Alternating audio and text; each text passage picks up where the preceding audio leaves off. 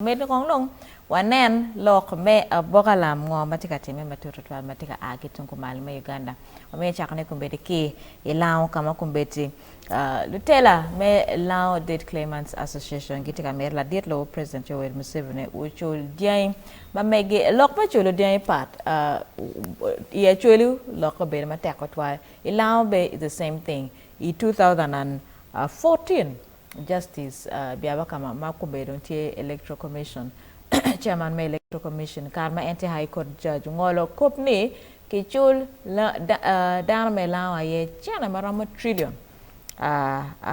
para beach me pedian mayang karamajong okwalo kibot Langi Teso wachuli wang ento kumbeti Lao Debt Claimants Association bidon gitika chwalo koko gini kit me poko chena ini petika word yo mo pore ya chuli don koko no kok don chak no pangi pi mwaka di man ko bedi beda ke lao same story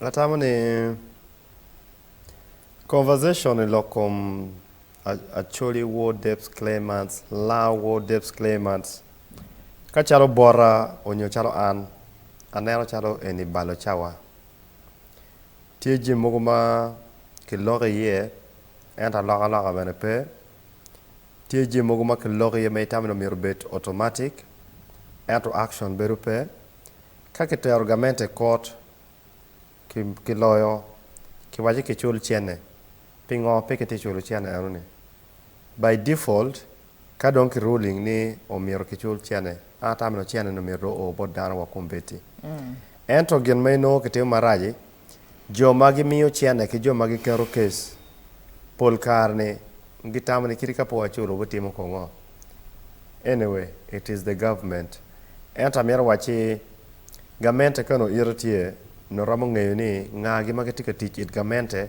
ki ngagi magitika teach against gamente jo matiu pigamente gitiu gamente timo genano mero tim era jo magitiu against gamente ene la ko jo memu chalo lutela magi dor lok mchiane mi Acoli war debt claimants ke ngogini in ti gamente o kwanyo chien no mer ke chul Dano ento ko o cha mi chulo linge wiye mwaka chel mwaka riyo Dano ga kworo chien gi dong jo ma wono te chwer chunyine o te chwer ngagi that is as simple as that at the end of the day no en jo makete kwer mi chien ko bedni gi kwero gamente gi yero gamente gi chayo gamente ni gamente rach ento gamente rach ke jomo iye rach. These are questions. At the end of the day, you're watching the biggest problem we have in Uganda is impunity. Atimo nyong, piwe chulu, utimo kwa iye. Ena teka timeni. Kichoko ki bachi bino ki wanyi anu, office pato ni general.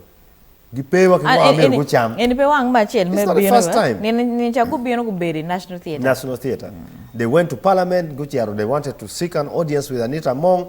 Gu yele gu beru ni ana riada until ki beno ke logo kwet ki logo mera logo eni gu da kumbeti gu dugu ana chalo ini balo chawa ema gimoni ka dong itemo ba o kama ma you give up kilong it's very precious like what ata tame kane pichan ko joma diangu rueny Dyangi kono jimi go balle Acoli war debt claimants, Lao debt claimants, kitmale mor waje kwede is a white elephant.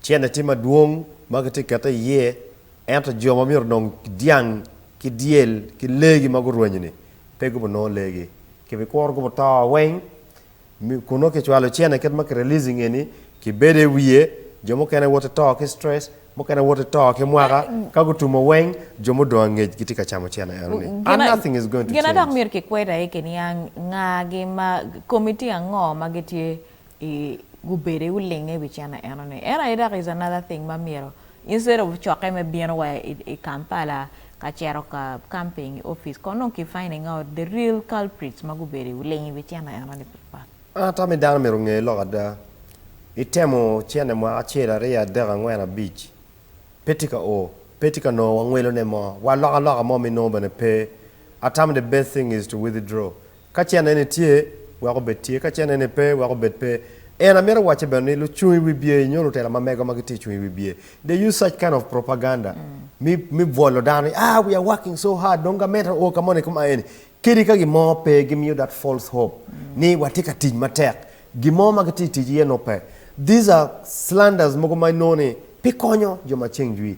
An kate ne ngat kene muze mo be na badek an ngoma ni.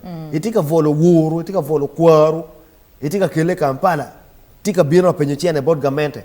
Jomo kene mwini ki chair State House. They will never even ever see to get an encounter mi loke president ati. So en mwini ukite mi ate president ati ngone. President mo mwini loke. Kumbeni mo ati loke bene kitika ngeyongo ati katime. But what is going to call his advisors, president take advisors adi ema. Gidwa ta peke rama watch ira gin ma pera tek gin ma kitimo ke gin ma peke timo gin ma tika pending ke gin ma tika pending roma ke loka pa.